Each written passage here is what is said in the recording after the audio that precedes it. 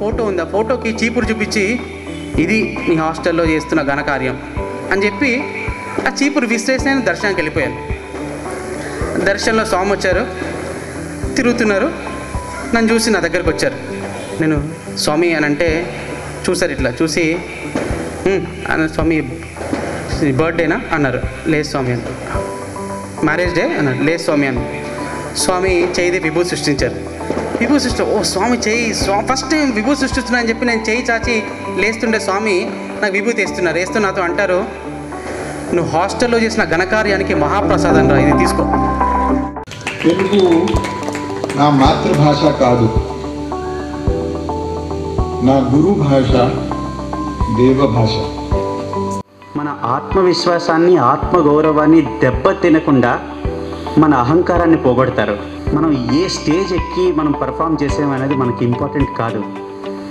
మన మనసులో ఉన్నది భగవంతుడికి ఏ భావంతో అర్పించామనేది చాలా ముఖ్యం. దేవగిరమ్మ గారు కంటే గొప్ప తల్లి ఈ చరాచర సృష్టిలో ఎక్కడా లేదు.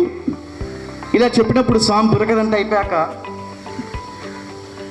సడన్గా మా ముగ్గురిని చూసి మా అమ్మ ఏం తప్పు కాదు అన్నారు. మా అమ్మ కూడా గొప్పదే అన్నారు. ఏమి వాడలు, చాలా కంప్లైంట్స్ వస్తున్నాయి, చపాతీలు బాగాలేదంట, లావుగా ఉన్నాయంట, సరిగా కాలేదంట, అజీర్ణం అవుతుందంట. వాళ్ళ పాపం నేను చెప్తే బాధపడతారు, నువ్వు నా మాట చెప్తా, నా పేరు మాత్రం వాడక అని అన్నారు. మేమందరూ ఒక 5 మంది కూర్చుని మీటింగ్ వేసుకుని ఎలా ఈ ప్రాబ్లం సాల్వ్ చేస్తాము అని అనుకున్నాము. మీరందరూ చపాతీ రోల్ చేయండి. మనం టిఫిన్ బాక్స్ కొని, టిఫిన్ బాక్స్ని మూత బేస్ ఉంటుంది కదా, దాన్ని అలా నొక్కితే అరే రౌండ్గా ఉంటుందిరా.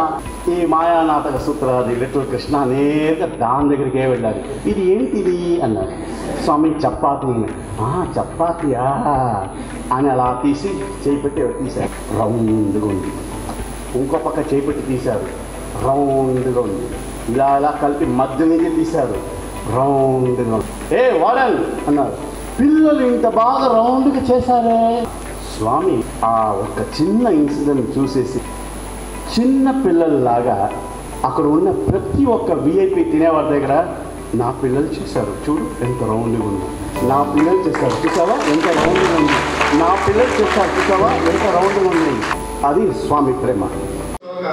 చాలా లావు పాటి డివోటీ అంటే ఇప్పుడు అనవసరం అని చాలా లావుగా ఉంటారు ఆయన ఒకరోజు మాట్లాడి స్వామి అని అడిగారు, ఏంటి మీ కోరిక ఏమిటి అన్నారు. స్వామి నా వాంట్ మచ్ విత్ యూ అన్నారు. మీలో ఒకటి ఎక్కువ స్వామి లేదు అంటే స్వామి తన కేసు చూసి నువ్వేమో ఎక్కున్నావు, నేనేమో ఎక్కున్నా, హౌ కెన్ అకామిడేట్ యూ అని, నేను నాతో అకామిడేట్ ఎలా చేసుకుంటాను అన్నారు. అంటే అందరూ గట్టిగా నమ్మారు. అంటే అప్పుడు comes divine spark.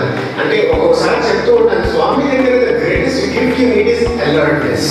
when you least expect what great master stroke comes from. అందరూ గట్టిగా నవ్వుతుంటే అప్పుడు స్వామి చెప్పారు, నువ్వు నాలో ఏకం కావాలంటే నువ్వు నాలాగా మారాలి. there are 2 interpretations. ఒకటి నువ్వు నాలాగా అవ్వాలి అంటే నువ్వు నా సైజు దిగాలి, అదొకటి. భౌతికంగా మనం కనుక దాన్ని విశ్లేషణ చేసుకుంటూ నువ్వు భౌతికంగా నువ్వు నా సైజు దిగితే నువ్వు నాలో అకామిడేట్ చేసుకోగలుగుతాను. కానీ ఇంకా మనం దూరమైన చూస్తే దానికి ఇంకో ఇంటర్ప్రిటేషన్. అంటే మన మనస్తత్వంలో అన్ని విధాలా మనం అద్వైత తత్వంలో ఆయన స్థాయికి ఎదిగితే then he accepts us into him అన్నమాట. గోడు గోడున అయోధ్య గొల్లుమన్నది ఇలా పాడుతున్నాం. అయితే నా పక్కన ఓంప్రసాద్ ఉన్నాడు కదా, స్వామిని చూస్తుంటే నవ్వుతూ పాడాలి అని స్వామి చెప్పారు. సో వీడు గోడు గోడున అయోధ్య గొల్లుమన్నది అని నవ్వుతూ పాడుతున్నాడు. అయితే స్వామి ఒకసారి ఆప్రా అన్నాడు. రాముడు వెళ్ళిపోతున్నాడు, అయోధ్య అంతా గొల్లుమంటారు, నువ్వు నవ్వుతూ పాడుతున్నావు. అక్కడ వేల మంది కూర్చొని ఉంటారు, అక్కడ స్క్రీన్ల మీద అంతా చూపిస్తారు, మీరేమో నవ్వుతూ పాడుతున్నారని అప్పుడు స్వామి ఎలా పాడాలో చూపించారండి. గోడు గోడున అయోధ్య గొల్లుమన్నది, అది ఆ లోపల ఏదైతే ఉందో మీరు ఫీల్ అవ్వాలి. సో మనం ఎప్పుడు భజన్స్ పాడినా ఏది పాడినా it's a conversation with Swami. It is not just musical performance అని. మీకు 100 కర్మలు ఉందనుకోండి, మీ జేబుల్లో 100 1 రూపీ కాయిన్స్ ఉంది. దాని బరువు ఎంత ఉంటుంది ఆలోచించండి. కానీ సరెండర్ అయిన తర్వాత నేనేం చేస్తాను బాబా వారు, 100 కాయిన్స్ తీసుకొని ఒక 100 రూపీ నోట్ నీకు ఇస్తాను. కర్మ అంతే ఉంటుంది. 100 కర్మాస్ ముందు ఉండింది, 100 కర్మాస్ తర్వాత కూడా ఉంది. కానీ దాని భారం తగ్గుతుంది. శరణాగతి అంటే అది, దేవుడు భారం తగ్గిస్తాడు.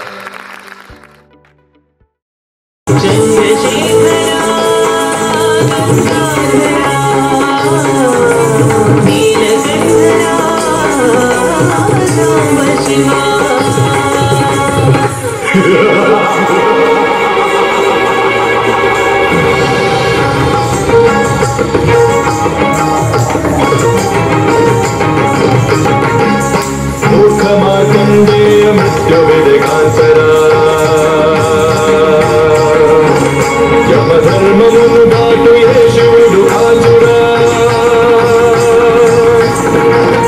దాటు నీ ధ్యానాలు అర్పించు ప్రాణాలు.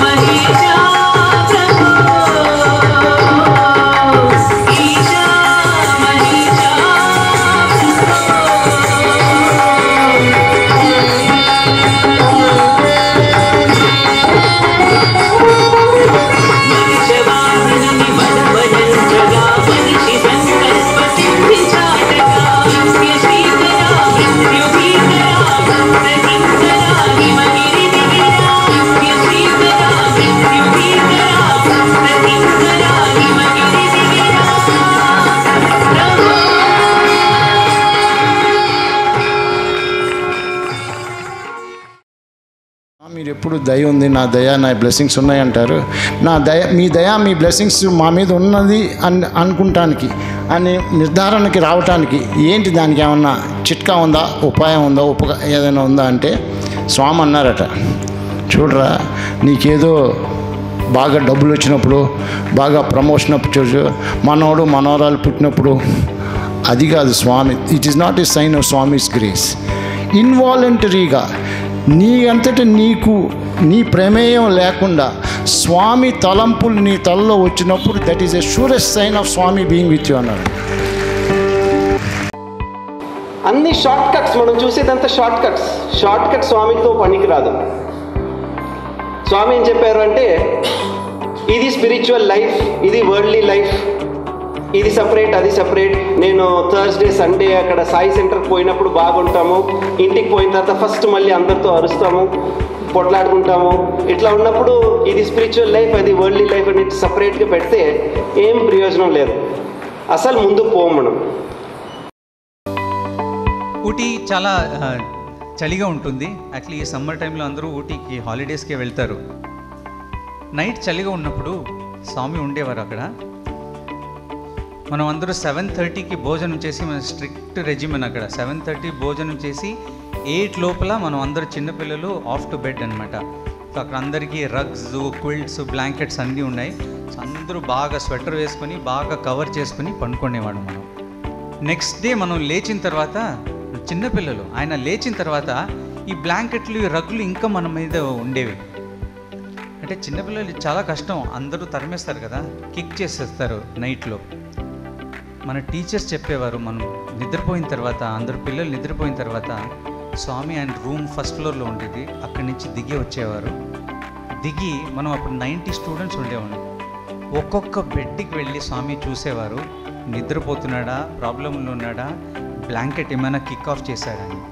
ఎవరైనా చేసుంటే మన అందరికీ వచ్చి బ్లాంకెట్ మొత్తం స్వామియే కప్పేవారు మనతో.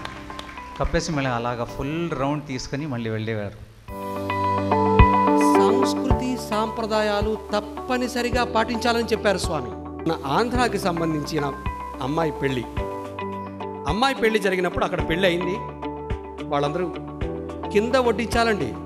ఇప్పటిలాగా లైన్లో వెళ్ళి నుంచి ప్లేట్లలో పెట్టుకు తీసుకోవడం కాదు. కింద అరిటాకు వేసి దాంట్లో వడ్డన.